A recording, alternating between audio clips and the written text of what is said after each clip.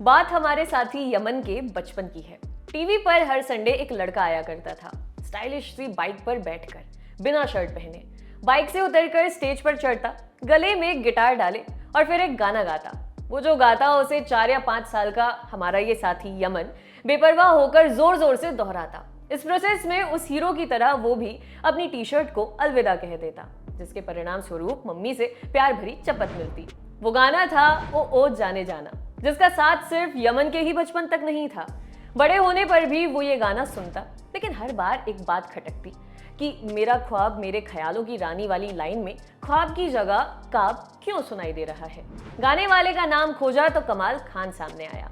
उनके ख्वाब को काब गाने की वजह भी क्लियर हो गई जब पता चला कि कमाल का जन्म इंग्लैंड में हुआ था और वो बचपन से वहीं रह रहे थे। कमाल के बारे में और जानने की इच्छा हुई तो पाया कि इंटरनेट पर उनके बारे में छिन भिन फॉर्म में इंफॉर्मेशन है। ओ जाने जाना के बाद उनके करियर में क्या हुआ, कमाल खान आजकल कहाँ है, आज आपको यही बताएंगे। आइए जानते हैं कमाल खान की कहानी, कहाँ गए ये लोग के इस एपिसोड में।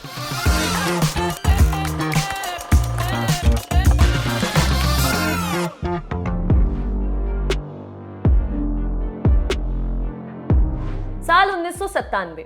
उन दिनों सलमान खान अपनी आने वाली फिल्म प्यार किया तो डरना क्या की शूटिंग कर रहे थे। शूटिंग से ब्रेक के दौरान सलमान अपनी गाड़ी में बैठे थे। उनके साथ गाड़ी में कमाल भी थे, जो अपना रिकॉर्ड किया हुआ गाना बार बार लूप पर सुन रहे थे। उन्होंने वो गाना सलमान की इस नई फिल्म के लिए रिकॉर्ड किया था। जब 10-12 बार लगातार सुन लिया तो लगा कि ये गाना जरूर हिट होगा। वो गाना था ओ जाने जाना, हिंदी फिल्मों के लिए गाया कमाल का पहला गाना। उस गाने ने कमाल के करियर को बिफोर और आफ्टर में पार्ट दिया। उन्हें बेस्ट मेल प्लेबैक सिंगर का फिल्म फेयर अवार्ड भी मिला। कमाल की लाइफ के बिफोर वाले हिस्से के बारे में ज्यादा पढ़ने और सुनने को नहीं मिलता।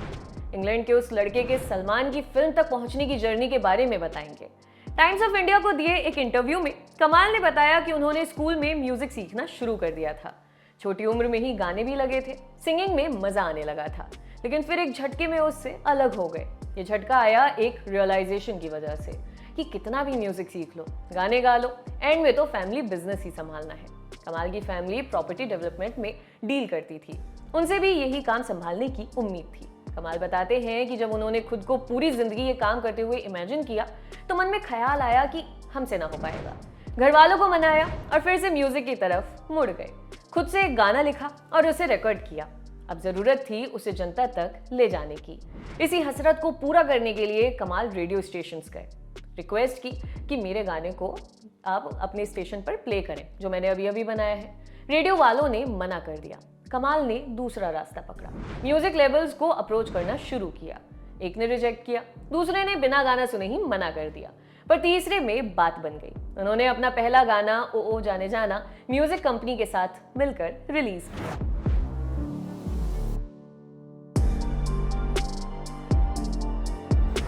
ये साल था 1996 जब कमाल का पहला गाना रिलीज हुआ। इंग्लैंड में इसे खूब पसंद किया गया, खासा पॉपुलर हुआ, इतना कि सलमान खान तक पहुंच गया। सलमान और कमाल लंबे समय से दोस्त थे, इसलिए जब सलमान को पता चला कि उनकी दोस्त ने अपना गाना रिलीज किया है तो उन्होंने सुना। कमाल ने बताया कि सलमान को गाना इतना पसंद आया कि उन्होंने सुनते ही एक वादा कर डाला कि मैं जो भी फिल्म प्रोड्यूस करूंगा उसमें तुम्हारा ये गाना जरूर यूज करूंगा। सलमान ने सोहेल खान के डायरेक्शन में बन रही प्यार किया तो डरना क्या में कमाल की आवाज यूज करने का फैसला लिया, लेकिन यहाँ भी एक कैच था। फिल्म के लिए कमाल की आवाज फाइनलाइज करने से पहले म्यूजिक कंपोजर जतिन ललित की जोड़ी ने एक और सिंगर का ऑडिशन लिया। कमाल ने दूसरे सिंगर का नाम नहीं बताया, बस अपने इंटरव्यू में इतना कहा कि वो इंडस्ट्री के बड़े नामों में से एक थे। कमाल वाला वर्जन अप्रूव हो गया था। अब फिल्म के लिए गाने को शूट किया जाना था। गाने के वीडियो में आप देखेंगे कि सलमान ने कहीं भी शर्ट नहीं पहनी हुई। ये पहले से तय नहीं था, इसके पीछे एक कहानी है। कमाल के मुताबिक शूटिंग के वक्त सेट पर ऐसी कोई भी कॉस्ट्यूम नहीं थी जो सलमान को फिट हो सके, इसलिए उन्होंने ये गाना शर्टलेस होकर ही शूट कर डाला। सलमान की स्क्रीन प्रेजेंस और कमाल की आवाज ने इस गाने को चार्टबस्टर बना दिया। कमाल को फिल्मों से ऑफर आने लगे। फिल्मी गानों के बीच वो अपने एल्बम भी निकालते रहे, फिर चाहे वो ओ जाने जाना हो, सुनो तो दीवाना दिल या बॉयज टू मैन हो।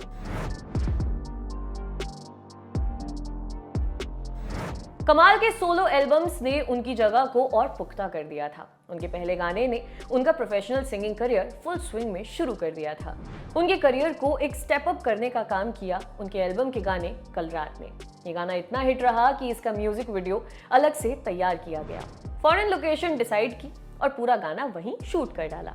उस दौर में विदेशी लोकेशन पर जाकर गाने शूट करना ट्रेंड सा बनता जा रहा था। रोम में शूट किया गया कल रात का वीडियो भी हिट रहा। जिस पीरियड में कमाल सिंगिंग करियर में ऊपर ऊपर इन द एयर होते जा रहे थे, उसी दौरान अर्जुन और बेताब जैसी फिल्मों के डायरेक्टर राहुल रवेल अपनी नई फिल्म पर काम कर रहे थे। फिल्म का नाम था जो बोले सो निहाल। जो बोले सो निहाल के टाइटल से बन रही फिल्म के लिए राहुल को विलेन की तलाश थी। उन तक कल रात का वीडियो पहुंचा और बस हो गया विलेन फाइनल। कमाल को एक्टिंग रोल ऑफर हुआ और वो मान भी गए। उसी साल फिल्म की शूटिंग भी स्टार्ट हो गई। साल 2005 में बनकर रिलीज हुई और फिर जिसने भी देखी उसने यही सवाल पूछा कि आखिर ये फिल्म क्यों रिलीज हुई। बॉक्स ऑफिस पर बुरा हश्र हुआ। कमाल खान ने इसके बाद कभी कोई दूसरी फिल्म नहीं की। एक इंटरव्यू में उनसे पूछा गया कि उन्होंने एक्टिंग जारी क्यों नहीं रखी। इस पर उनका जवाब था कि उनकी मां की खराब तबीयत के चलते उन्हें सब कुछ छोड़कर वापस लंदन शिफ्ट होना पड़ा था। मीडिया में उनके इंडिया छोड़ने को लेकर एक और खबर चलती है जिसका कनेक्शन साल 2002 तक जाता है। 28 सितंबर साल 2002 की रात मुंबई शहर न्यूज आती है कि सलमान खान की गाड़ी से एक भीषण एक्सीडेंट हुआ है। इस एक्सीडेंट में एक आदमी की डेथ हो गई और 4 लोग बुरी तरह घायल हुए। मीडिया रिपोर्ट्स के मुताबिक कमाल भी उस रात सलमान की गाड़ी में थे और एक्सीडेंट के बाद वहां से भाग गए थे। मीडिया रिपोर्ट्स में यह भी दावा किया गया कि कमाल ने पुलिस को स्टेटमेंट दिया कि उस रात सलमान ही गाड़ी चला रहे थे। कमाल ने ऐसे सभी दावों को खारिज कर दिया। ताज्जुब की बात तो यह है कि मीडिया में कमाल खान का नाम एक स्टार विटनेस की तरह उछाला जा रहा था, लेकिन कभी भी उन्हें कोर्ट में गवाही देने के लिए नहीं बुलाया गया।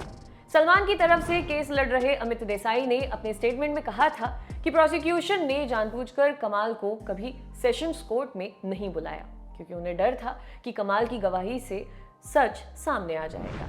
दूसरी ओर प्रोसिक्यूशन का कहना था कि कमाल को कोर्ट में बुलाने की कोई जरूरत नहीं थी क्योंकि सलमान के खिलाफ उनका केस पहले से मजबूत था। साल 2002 में शुरू हुआ हिट एंड रन केस 2015 तक चला, जहां कोर्ट ने सबूतों के अभाव में सलमान खान को सभी आरोपों से बरी कर दिया और उनके ड्राइवर को दोषी पाते हुए अरेस्ट किया गया। इस केस के शुरुआती सालों में कमाल जो बोले सो निहाल की अपनी को एक्टर शिल्पी शर्मा के साथ लिव इन रिलेशनशिप में थे। फिल्म के सेट पर ही दोनों की पहली मुलाकात हुई थी। शिल्पी ने अपने एक इंटरव्यू में बताया था कि हिट एंड रन केस को लेकर कमाल परेशान रहते थे। अगर वो गलती से भी इस केस का जिक्र कर देती तो वो उत्तेजित हो जाते, इसलिए दोनों ये टॉपिक छेड़ने से कतराते थे। शिल्पी के मुताबिक साल 2008 में दोनों के बीच झगड़े बढ़ने लगे। उन्हें सुलझाने की कोशिश होती, लेकिन फिर भी झगड़े कम होने का नाम नहीं ले रहे थे। फिर एक सुबह शिल्पी अपने घर में उठी, इधर उधर कमाल को देखा, लेकिन वो नहीं थे। पूरे घर में ढूंढा, उनका कोई निशान नहीं था। जब तक शिल्पी की नींद खुली, कमाल उनसे हजारों किलोमीटर दूर जा चुके थे। कमाल ने किसी को भी कोई वजह नहीं बताई और चुपचाप फिर से लंदन शिफ्ट हो गए। टाइम्स ऑफ इंडिया की एक रिपोर्ट में एक सोर्स के हवाले से लिखा गया है कि साल 2007 में कमाल ने ब्रोकर से मिलना शुरू कर दिया था। वो अपना घर बेचना चाहते थे। मीडिया में बार बार यही क्लेम किया गया कि Salman Khan hit and run case की वजह से कमाल ने इंडिया छोड़ दिया। हालांकि कमाल ने ऐसी हर बात को झूठ बताया और कहा कि वो अपनी मां की तबीयत की वजह से लंदन शिफ्ट हुए थे। सिंगिंग के बाद कमाल ने एक्टिंग करियर में हाथ आजमाया, लेकिन बात नहीं बनी। फिर एक और एक्सपेरिमेंट किया। साल 2005-06 के बाद से ही इंडियन टेलीविजन स्पेस में रियलिटी शोज पॉप कल्चर का बड़ा पार्ट बनने लगे थे। एनडीटीवी ने अपने नए चैनल यानी एनडीटीवी इमेजिन पर एक रियलिटी शो शुरू किया, धूम मचा दे। कमाल उसी शो में नजर आए। उसके अलावा वो जब तक इंडिया में रहे सलमान की फिल्मों में अपनी आवाज देते रहे। कमाल बीच बीच में कुछ इंडिपेंडेंट म्यूजिक वीडियोस में भी नजर आए। इंडियन फिल्म इंडस्ट्री से लंबे समय तक दूर रहने के बाद उन्होंने कमबैक किया। साल 2017 में आई सलमान खान की फिल्म ट्यूबलाइट में उन्होंने नाच मेरी जान गाना गाया। उसके बाद दबंग 3 में मुन्ना बदनाम के लीड मेल सिंगर भी कमाल ही थे। 2021 में रिलीज हुई राधे योर मोस्ट वांटेड भाई में उन्होंने सलमान के लिए 2 गाने गाए, सीटी मार और दिल दे दिया। कमाल ने अपने इंटरव्यू में बताया कि वो कुछ और अपकमिंग फिल्मों के लिए गाने रिकॉर्ड करने वाले हैं, बस अभी वो इन फिल्मों के नाम डिस्क्लोज नहीं कर सकते।